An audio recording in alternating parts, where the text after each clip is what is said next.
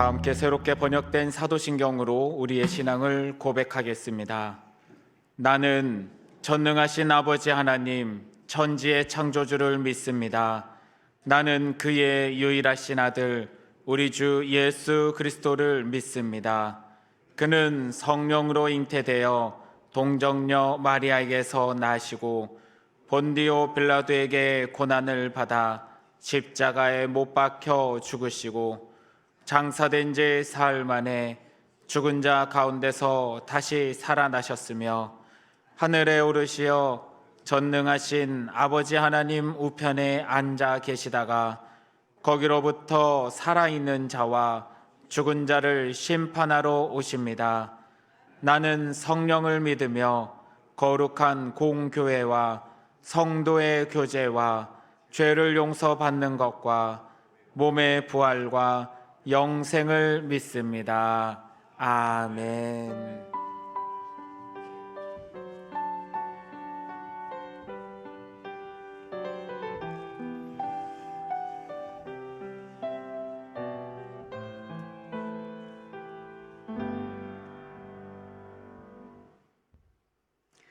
완전하신 주님, 우리에게 베푸신 구원의 은혜를 감격하여 감사와 찬양을 올려드립니다. 우리의 찬양과 경배를 받아주시고 주님 홀로 높임받아 주옵소서. 사랑하는 주님, 지난 한 주 동안에 주님 앞에 바로 서지 못한 우리의 연약함과 부족함을 회개하오니 긍휼히 여겨주시고 주님의 보혈로 정결케 하사 예배를 온전히 드릴 수 있도록 인도하여 주옵소서. 주님, 우리 광릉내 교회를 위해 기도합니다. 119년 전에 주님의 뜻으로 세우신 광릉내 교회가 하나님을 아는 것에 더욱 힘쓰게 하시고 성도들이 서로 기도하고 섬기며 말씀 안에 든든히 서가며 예수님의 향기를 전하는 성도 되게 하옵소서. 사랑의 주님, 이 시간 다음 세대를 위해 기도합니다. 교회 학교 모든 친구들이 주님을 만나기를 원하며 주님께서 계획하신 뜻 안에서 비전을 허락하시고 예수님을 닮아가며 말씀으로 주님의 장성한 분량에 자라는 교회 학교 되도록 주님께서 항상 동행하여 주옵소서.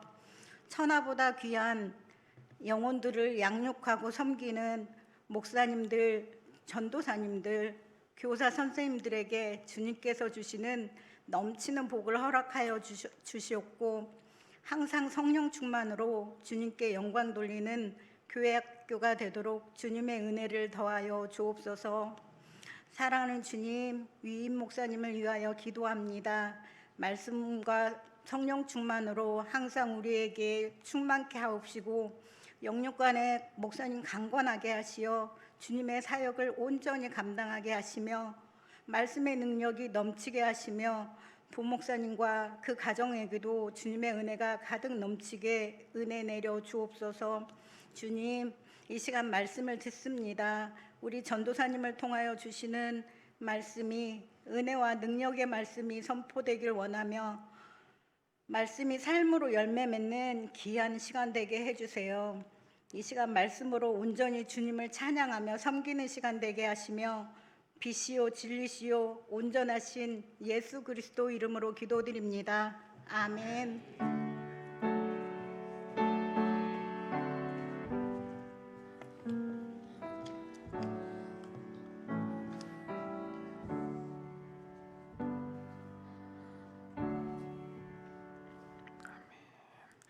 네, 교회 소식 알려드립니다.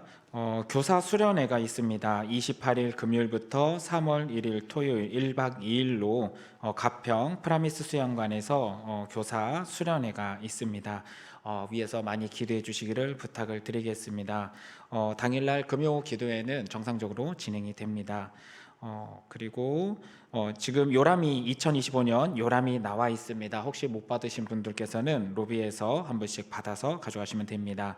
제20회 예술융합치유 희락자선음악회가 28일 금요일 오전 11시에 희락카페에서 있습니다. 함께 참여하셔서 좋은 시간 될 수 있기를 바라겠습니다.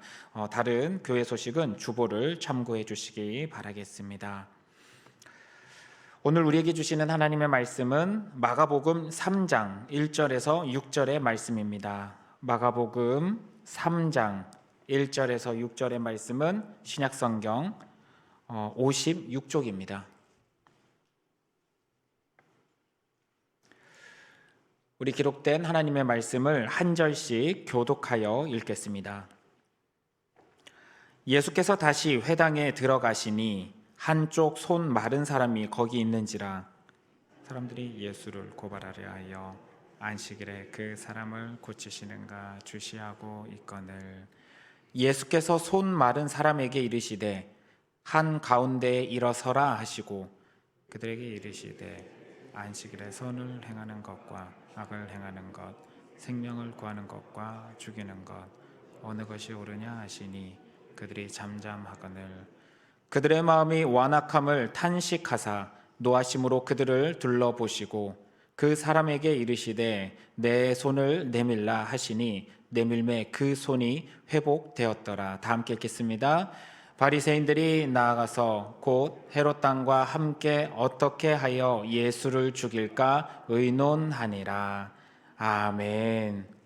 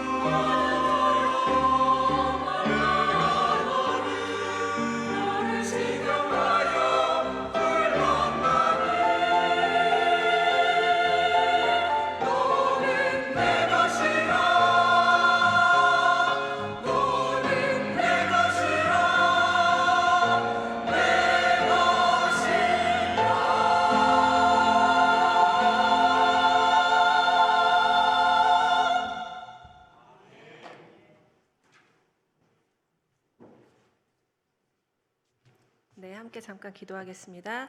하나님 감사합니다. 오늘도 찬양으로 이렇게 하나님 앞에 봉헌 드릴 수 있도록 인도해 주심에 감사합니다. 우리 찬양의 말씀의 가사처럼 너는 내 것이라고 말씀해 주신 하나님의 손에 붙들려 사는 삶 될 수 있도록 인도하여 주시고 우리 뜻이 아닌 하나님의 뜻에 따라 우리 인생을 하나님께 맡길 수 있는 우리가 될 수 있도록 함께하여 주옵소서. 예수님의 이름으로 기도드립니다. 아멘. 반갑습니다. 저는 어린 시절부터 결혼하기 전까지 이제 경기도 안양에서 살았습니다. 그러다가 결혼하고 2006년 11월에 요 근방이에요. 무림리로 이사를 왔어요. 그래가지고 시골살이를 시작했는데 11월에 이사를 와서 이제 시골에서 처음 겨울을 맞잖아요. 여기 이제 광릉에 사신 분들도 많이들 아실 텐데 엄청 춥잖아요. 그리고 이제 도시가스가 나오는 데서 살다가 난방에 걱정이 없이 살다가 기름 보일러 떼는 집에서 이제 살려고 보니까 기름값이 너무 비싼 거예요. 그래서 한 드럼 넣으면 이제 40만 원을 내야 되는데 이거를 한 드럼을 넣고 이제 한 달을 이제 버텨야 되니까 딱 거실에 그 조절기를 18도에다가 딱 맞춰놓고 이렇게 자면은 아침에 이제 나오면은 너무 추운 거예요. 거실에서 이렇게 하면 입김이 보일 정도로. 그래서 이제 그렇게 시골에서 처음 이제 겨울을 나게 됐는데요. 너무 추워가지고 다시 안양으로 이사를 가야 되나 이런 생각도 했지만 시골살이가 주는 굉장히 큰 교훈이 있었습니다. 사실 이렇게 겨울이 굉장히 길고 4월이 돼도 눈이 이제 온 적도 있었고 4월 달에 응달 같은 데는 눈이 녹지 않아서 와 아직도 겨울이고 언제 이거 봄이 오는 거야 이런 생각을 이제 많이 하게 됐는데요. 뭐 같이 이제 시골에서 사셨으니까 경험도 있으실 텐데 이제 폭설이 내리면은 어떻게 길이 이제 얼잖아요. 그러면 이제 저는 이제 무림리에 살다 보니까 주로 생활권이 의정부였는데 의정부에서 이제 볼일을 보고 이제 있으면 교회에서 전화가 오는 거예요. 전사님 눈 쌓였어요. 축석곡에 이제 못 올라올지도 몰라니까 빨리 들어오라는 거예요. 그러면 이제 볼일 막 다 제쳐두고 막 운전해서 이제 축석곡에 간신히 넘어가면 무림리 들어가는 길에 이제 차가 막 부딪혀가지고 미끄러져서 길을 이제 못 가게 되는 경우도 있거든요. 그러면 이제 포도밭 있는 쪽에 차 세워놓고 이제 걸어가야 돼요, 집까지. 그러면 이제 애들 데리고 이제 의정부에 볼일 나가면 얘네 한 명 없고 애 아빠가 이제 한 명 걸리고 막 해가지고 집까지 한 2시간 걸어가기도 하고. 다들 경험 있으시지 않나요? 그렇게 하고 축석도 못 올라오면 이제 삥 돌아가고 진접을 해가지고 지금 교회 오는 길 있잖아요. 그 길로 이렇게 해서 수목원길로 해가지고 집으로 가기도 하고 그런 시골 살이를 했었습니다. 그리고 또 어느 날은 이제 눈이 너무 오니까 밖에 못 나가서 교인들끼리 모여서 뭐 영화 상영회도 하고 또 이제 난로 있는 집에 모여서 고구마도 뭐 구워 먹고 이제 그러면서 서로 이제 위로하면서 이제 겨울을 지내는 거예요. 너무 이제 혼자 있으면 좀 혹독하니까. 그렇게 이제 긴 겨울을 보내면 정말 기다려지는 것이 하나 있습니다. 바로 봄에 이제 습관이 하나 생겼는데 이제 한 3월쯤 되면 계속 이제 땅을 보고 다니는 거예요. 그래서 어디 푸릇푸릇한 거 이제 나온 게 없나 이렇게 보는 거죠. 그러면 이제 파란색을 초록색을 마주하면 드디어 겨울이 끝났구나. 이제 따뜻해질 날만 남았다. 이렇게 하면서 생명이 움트는 것을 기다리는 그런 습관이 생겼습니다. 저는 사실 뭐 도시에서 살았어가지고 뭐 언제 뭐가 피는지 또 뭐 언제는 뭐가 열매가 열리는지 또 추수 뭐 언제 하는지 언제 배추 심는지 이런 걸 이제 모르고 컸는데 무림리에서 이제 15년 동안 교회에서 농사 짓고 또 시골에 살다 보니까 철철이 이제 뭐 심으면 뭐 나고 또 어디 가면은 이제 뭐 있고 뭐 있는 걸 다 알게 됐어요. 그래서 이제 우리 아이들과 이제 봄 되면은 이제 쑥 캐고 달래 캐고 또 싱아도 따서 먹으러 다니고 또 여름 이제 되면은 뭐 산딸기 오디 뭐 이런 거, 보리수 뭐 이런 거 따라다니고 앵두. 그다음에 가을 되면 이제 밤나무 어디 실한 데 있으면은 거기 지정해가지고 항상 거기 가서 하고, 또 겨울 되면 이제 눈썰매 타러 다니고, 이렇게 사계절을 잘 이제 지내면서 지냈거든요. 그러면서 살다 보니까 자연에서 주는 교훈이 아주 크다는 것을 이제 깨달았습니다. 그냥 도시에서 살다 보면은 변화가 되는지 잘 몰라요. 그런데 시골에 사는 거는 매일매일이 새롭습니다. 어제 났던 식물이 오늘은 또 요만큼 자라나고, 또 꽃을 피울 때도 있고, 또 나무도 새순이 나고, 또 그것이 좀 더 지나면 봉우리가 되고 꽃이 되고 잎이 되고, 이런 걸 보면서 자연이 주는 굉장한 다양성과 또 에너지, 그리고 이것들이 얼마나 하나님의 명령에 따라서 이렇게 순종하는가라는 것을 깊이 이제 마음에 새기고 또 이제 몸에 새기게 되었습니다. 우린 이렇게 사실은 자연과 가까이 살면서 생명이 얼마나 귀하고 소중한 것인지를 아는 이제 감각이 이제 필요합니다. 그런데 저도 이제 나와가지고 도시에서 살다 보니까 점점 이제 감각이 무뎌지는 것 같아서 사실 좀 이렇게 집에서 멀리 이제 교회로 오긴 하지만 교회 와서 주변에 산도 보고 나무도 보고 하면 참 좋아요. 그래서 이것을 가까이 두고 사는 것이 우리에게 굉장히 유익하다는 것을 오늘 나누고 싶어서 오늘 제목도 생명의 길이라고 한번 지어봤습니다.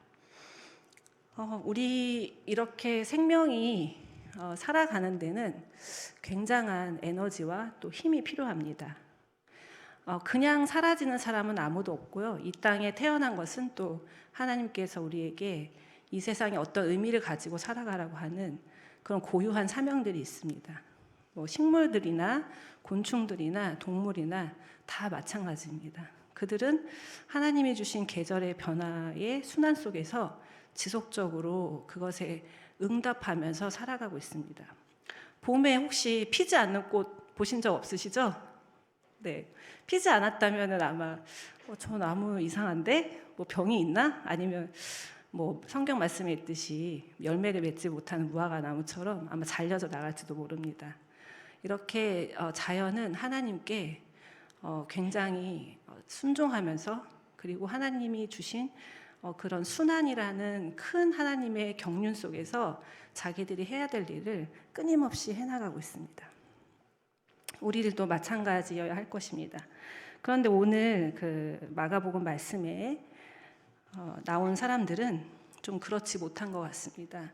오늘 이 마가복음의 말씀을 살펴보면서 그럼 우리가 이 생명이라는 것을 우리 안에서 어떻게 이 식물들과 자연들과 이들이 하는 것처럼 잘 꽃피울 수 있을까 한번 생각해 보고자 합니다. 오늘 말씀의 첫 번째 제가 주목하고 싶은 것은 예수님께서는 회당에 처음 들어오셨을 때 생명이 없는 곳에 주목하셨다는 것입니다. 여기 보시면 예수님께서 회당에 들어오시자마자 누구를 딱 지정해서 보셨냐면 손 마른 사람입니다. 이게 손이 말랐다 하는 것은 이제 수분이 다 빠져나가서 이제 손이 이제 말라서 오그라든 상태를 말하는 거죠. 이렇게 손이 오그라든 사람은 어떤 사람일까요? 육체적 노동을 할 수 없는 이제 사람이었을 것입니다. 왜냐하면 그 당시 사람들은 지금처럼 뭐 직업이 다양하거나 그렇게 한 것이 아니라 상위 한 2% 정도를 빼고 나머지 사람들은 농업이나 어업에 종사하면서 이제 자기 삶을 꾸려 나갔을 것이기 때문에 육체 노동을 하지 못하면 먹고 살기가 굉장히 어렵죠. 그리고 먹고 살기 어려운 사람에게 사회적으로 이 사람이 제대로 된 대우를 받지 못했을 겁니다. 그래서 그 사람은 아마도 구걸을 하거나 주변의 사람들이 도와주지 않으면 자신의 삶을 영위하기가 참으로 어려웠을 것입니다. 이 손 마른 사람은 우리가 이 직접적 표현이 생명이 없다, 그러니까는 목숨이 없는 것이 아니라 사회적 생명을 잃어버린 사람이었던 것이죠. 그래서 사회적 지위가 있는 것도 아니고 또 정상적으로 뭐 결혼 생활이나 가정을 갖기도 힘들었을 것이고, 그리하여서 이 사람은 아마 회당에서도 아마 뭐 가운데나 이렇게 앞자리가 아니라 저 구석 어딘가에 조용히 왔다가 사라지는, 대부분의 사람들에게 눈에 띄지 않는 그런 사람이었을 것입니다. 그래서 이렇게 사회적으로 생명을 잃은 사람에게 예수님께서는 주목하셨고, 이 사람이 곧 생명을 얻어야 하는 대상으로 생각하셨습니다. 그래서 예수님께서는 이 사람을 가운데로 불러내셔서 그 사람에게 손을 내밀라고 하셨고, 내밀었을 때 손이 낫는 그런 역사가 있었습니다. 예수님께서는 그 손 마른 자에게 다시 사회적으로 생명을 얻을 수 있도록 그의 몸을 온전하게 치유해 주신 것입니다. 이제 그 사람은 새로운 미래가 열렸겠죠. 다른 일도 할 수 있을 것이고, 일을 하게 된다면 사회적 지위도 가질 수 있을 것이고, 뭐 하지 못했던 다른 유용한 것들을 할 수 있었을 것입니다. 저는 이제 교회 안에 생명이 사그라들거나 혹은 우리가 놓쳤던 부분이 있지 않았나, 이 본문 말씀을 보면서 생각하게 됩니다. 우리 안에도 생명의 빛이 혹시 꺼져가고 있거나 그것을 되살려야 할 것들에게 우리가 주목하지 못하고 그 외의 것, 다른 것들, 본질을 벗어난 다른 것들을 혹시 신경 쓰고 보고 있지는 않은지, 이 말씀을 읽으면서 한번 반추해 보았습니다. 또 두 번째는 생명을 구하는 것이 그 무엇보다 중요하다는 것입니다. 혹시 여러분 박누가 선교사님이라는 분을 혹시 들어본 적 있으십니까? 네, 없으시죠? 잘 됐네. 필리핀에 있는 누가 선교병원이라는 곳이 있는데요. 거기에 이제 원장님이시고 외과 의사 선생님이십니다. 이분은 의과대학을 졸업하신 다음에 병원 생활을 하시다가 바로 필리핀으로 넘어가셔서 필리핀 사람들에게 의료 사역을 하셨던 분으로 아주 기감이 되셨던 분인데요.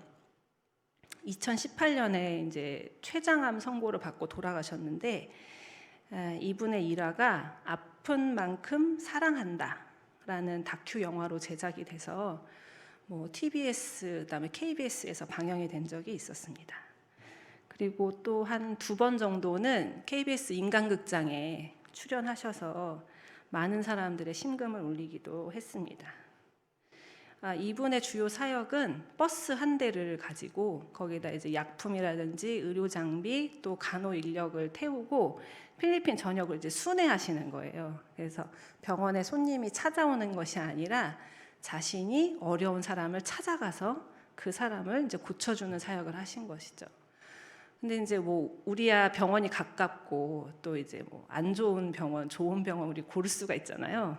근데 이제 필리핀이라는 나라는 그렇지가 못해서 아주 오지에 있는 이제 곳에는 아예 의료 시설이 이제 없는 데도 많고, 또 저도 이제 대학부 청년부 때 필리핀에 선교 봉사를 이제 간 적이 있었는데, 마닐라에서 이제 한 작은 배를 타고 한 3-4시간 가는 거예요. 떨어진 섬에. 그러면 이제 거기서 오토바이를 타고 막 엉덩이가 깨질 듯이 아픈 오토바이를 타고 산길을 한 3시간 정도 이제 가면은 이제 오지 마을이 있어요. 이제 그런데도 교회가 있고 또 거기에도 이제 하나님 믿는 사역자들도 계시고, 이제 그런데 그 이제 마을에 사람들이 있는데 거기에 이제 전기가 안 들어와요.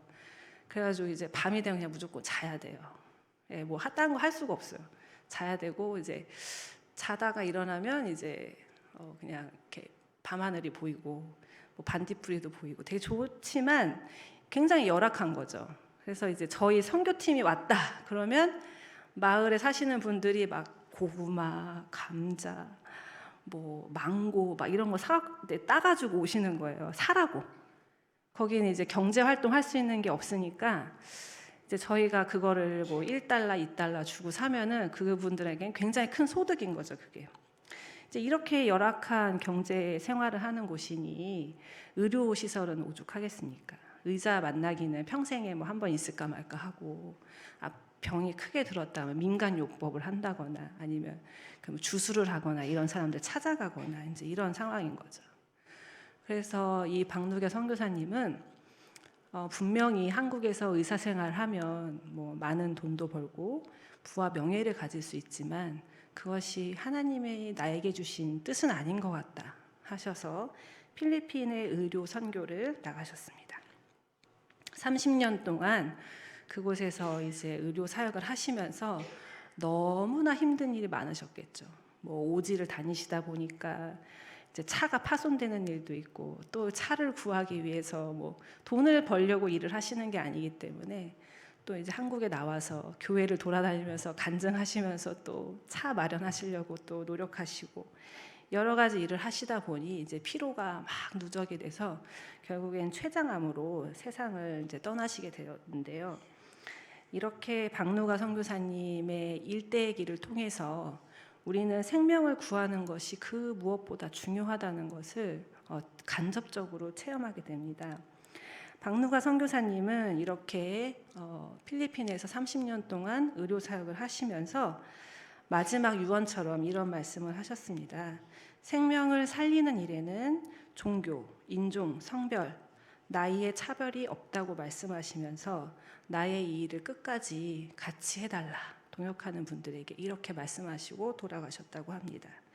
시간이 되시면은 박누가 선교사님의 일대기를 다큐 영화로 만든 아픈 만큼 사랑한다를 한번 보시기를 권장해 드리고요. 혹시 기회가 되면 교회에서도 공동체 상영을 하면 좋을 것 같네요. 이렇게 시한부 선고를 받고도 굴하지 않으시고 또 자신이 사역했던 곳으로 돌아가셔서 결국 그 병원에서 이제 일생을 이제 마감을 하셨는데요. 그런 모습을 보면서 많은 반성과 또 제가 하는 일에도 이렇게 선교사님처럼 이런 마음을 가지고 하면 참 좋겠다라는 생각이 들었습니다. 또 세 번째는 이 본문에 나오는 가장 큰 대립일 수 있겠습니다. 예수님께서 생명을 살리는 일과 죽이는 일 중에 어떤 것을 해야 되냐고 물었을 때 그것에 대답하지 못했던 사람들이 있었습니다. 바로 바리새파 사람들입니다. 그들은 어떤 이유로 그 예수님의 오르신 말씀에 대답을 하지 못했을까요? 성경은 그 원인을 그들의 마음이 완악한 데 있다고 하였습니다. 우리 마음의 완악함이 이들처럼 생명의 길로부터 멀어지게 한다는 것입니다. 우리가 살아가다 보면은 삶에 지치다 보면은 좀 이렇게 완악한 마음을 가질 때가 있습니다. 이렇게 완악하다는 표현이 좀 생소하실 수 있는데 이게 헬라어 원문으로 보면은 파퀴노라는 단어이거든요. 근데 이 파퀴노라는 단어는 살이 찌게 하다 또는 두껍다라는 원어적 의미를 가지고 있습니다. 근데 이제 우리가 아시겠지만 살이 찌면 어떻게 되죠? 몸이 막 무겁죠. 그러고 이제 왠지 뭐 찔러도 안 들어갈 것 같고 그렇잖아요. 이제 이거는 마음에 기름과 살이 쪄서 이 마음이 점점 두꺼워져 가지고 이렇게 말랑말랑한 데까지 닿지 않는 그런 상태를 이제 말하는 것입니다. 그래서 이렇게 살이 찌면 마음에 살이 찌면 어떻게 되느냐? 자기 생각만을 강하게 고집하고 타인의 의견을 받아들이지 않는 그런 마음의 상태를 말해 주고 있습니다. 국어 사전에 찾아봐도 비슷한 그런 뜻을 내포하고 있습니다. 이 살이 찌다 또 두꺼운이라는 단어에서 유래된 이 말은 비유적으로 쓰였지만 무감각하게 하다라는 뜻입니다. 그러니까 굉장히 마음에 이렇게 뭐가 굉장히 많이 껴서 우리가 점점 이제 무감각해지는 거라는 거죠. 그래서 뭐 누가 사회적 참사가 났는데도 무감각해진다거나 그게 뭐 나랑 무슨 상관이 있나 이렇게 생각한다거나 아니면 요즘에 이제 세계 곳곳에 전쟁이 많이 일어나는데 그 전쟁 상황을 보면서도 뭐 전쟁이 났나 보다 하거나 거기에 이제 예민하게 반응하지 못하는 우리의 마음을 완악함이라고 표현한다고 합니다.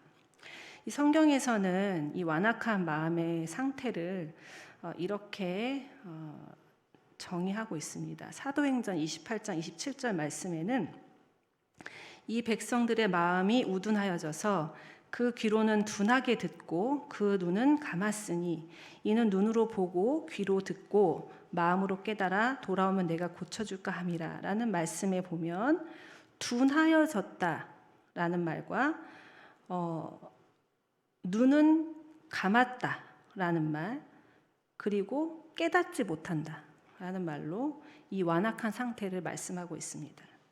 우리가 귀를 가지고 있지만 둔하게 듣는 거죠. 저도 이제 가끔 제가 되게 피곤하면 우리 딸이 뭘 되게 많이 말을 하는데 한 10%나 들릴까? 뭐 그런 이제 마음이 완악한 상태인 거죠. 그럴 때가 있습니다. 그리고 또 이제 이럴 때가 있어요. 내가 피곤하거나 아니면 세파에 막 찌들려서 나만 되게 고생하는 것 같아.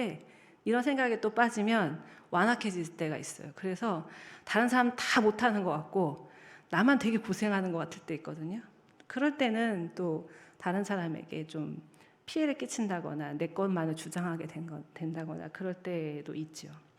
그래서 우리는 항상 이렇게 자신을 좀 돌아보면서 반추하면서 내가 혹시 그런 상태에 있는 것은 아닐까 하고 돌아보는 우리의 자세들이 되게 필요합니다.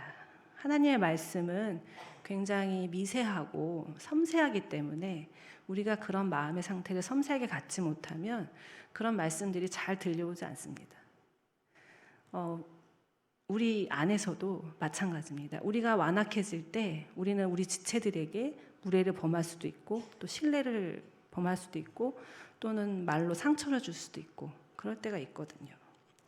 그래서 우리는 하나님의 말씀을 찾아 나가고 또 생명이란 것이 우리 안에 정착하고 우리가 그런 사람이 되기 위해서는 이와 같이 완악한 마음을 걷어내고 또 하나님의 음성에 충실하게 들을 수 있는 그런 자세가 되어야 됩니다. 그래서 이렇게 오늘 마가복음 본문은 생명을 살리려는 이와 또 생명을 경시하는 사람들의 대조를 통해서 하나님의 일, 마가복음 1장 1절에서 예수 그리스도의 복음이 시작이다라고 했던 그것이 무엇인지를 잘 알려주고 있습니다. 2022년에 우크라이나 전쟁이 일어났을 때 우크라이나에서 간신히 탈출하신 선교사님을 제가 만난 적이 있습니다. 우크라이나에서 한 20년 정도 사역을 하시고 이제 교민들 빨리 이제 탈출하라고 해가지고 이제 목사님도 간신히 폴란드로 탈출을 하셨는데요. 굉장히 교인들을 두고 탈출하신 게 너무 마음에 걸리셨는데 연락이 되지 않으셨다 그래요. 그 교인들하고 전화 통화도 안 되고 문자를 넣어도 교인들이 어떻게 지내고 있는지, 이 전쟁 포화에 다 돌아가신 건지 아니면 포로로 끌려가신 건지 알 수가 없어서 너무 답답해서 폴란드 국경에서 한국에 돌아오지 못하고 몇 달을 계속 발을 동동 구르셨다고 합니다. 그런데 이제 간신히 이제 현지 교인하고 통화가 되셔가지고 통화를 이제 하셨는데 이게 굉장히 너무 뭐라 그럴까요? 제가 말씀드리기도 참 참담한데 그 교인분은 이제 대학교 이제 우크라이나 대학의 교수님이셨는데 그 두 분이 이제 그냥 집에 가만히 숨어 계셨대요. 불을 다 끄고 난방도 하지 못하고. 그런데 이제 하루는 그 집들 비어 있는 집들이 있는지 사람이 있는지 러시아 군인들이 막 수색을 했나 봐요. 그래갖고 러시아 군인 여러 명이 이제 집을 수색하다가 이제 딱 맞닥뜨리신 거예요. 근데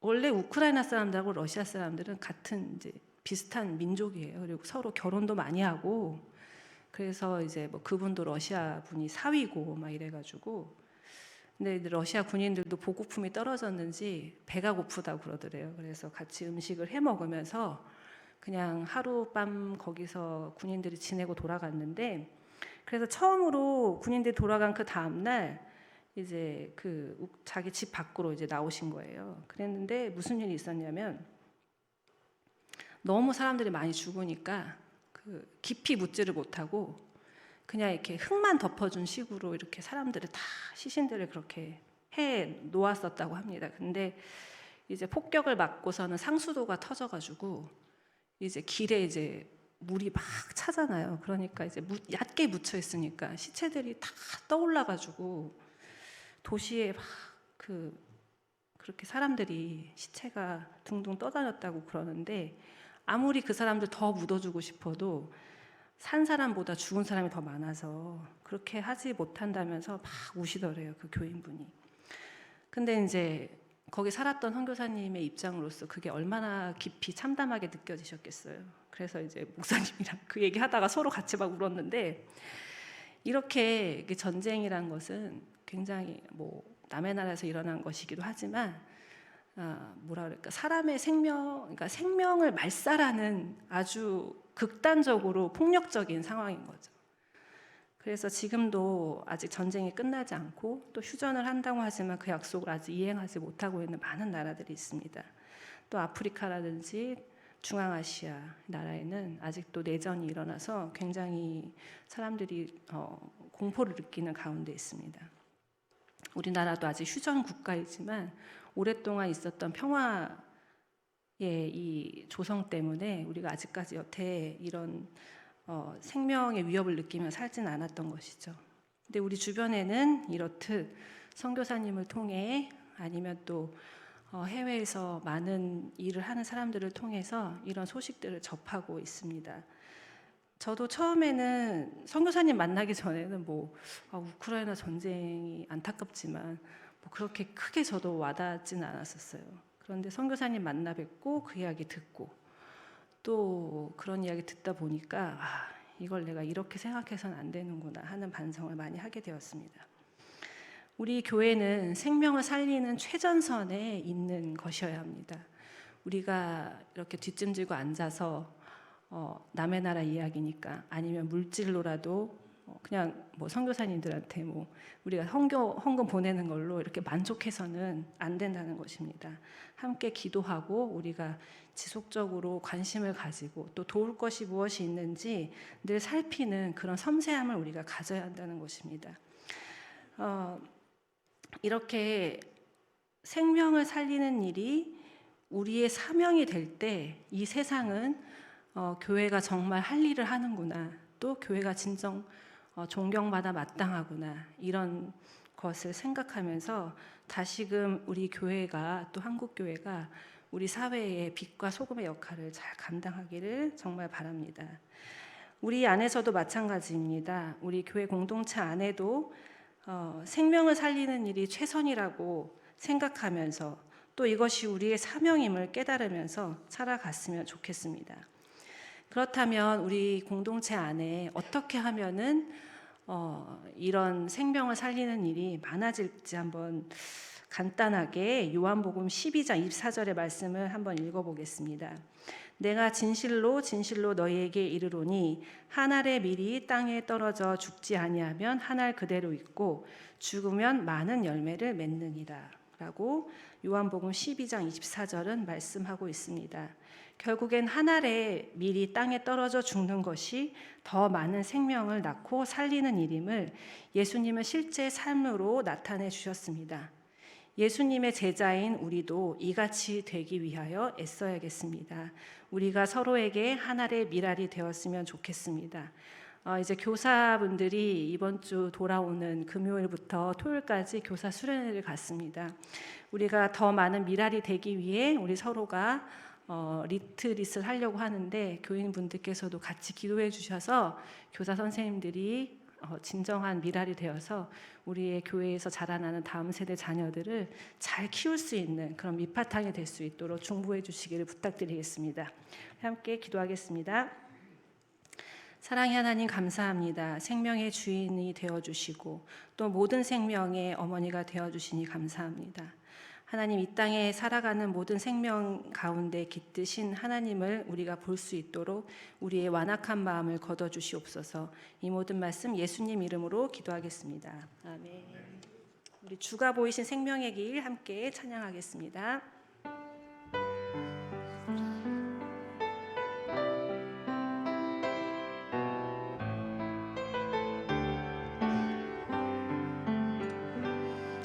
주가 보이신 생명의 길 나 주님과 함께 상한 마음을 들이며 주님 앞에 나가리. 나의 의로움이 되신 주 그 이름 예수, 나의 길이 되신 이름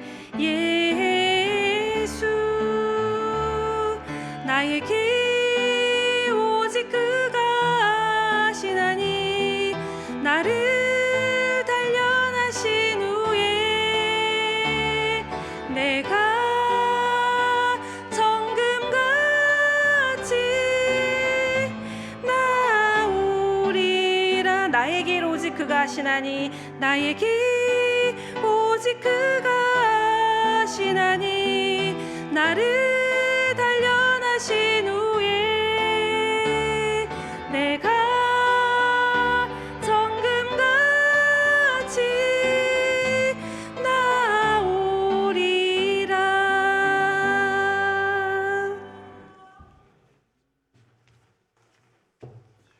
기도하겠습니다. 이제는 우리 주 예수 그리스도의 은혜와 아버지 하나님의 무한하신 사랑하심과 성령 하나님의 감화감동 교통하심이 오늘 주의 말씀을 듣고 그리고 그 말씀을 붙잡고 세상 가운데 나아가는 사랑하는 우리 모든 광릉내교회 식구들 머리 위에, 그들의 가정과 직장과 삶의 현장 위에, 그리고 세계 곳곳에서 주의 복음을 전하고 있는 선교의 현장들 위에 지금으로부터 영원토록 함께 하시기를 축원하옵나이다. 아멘.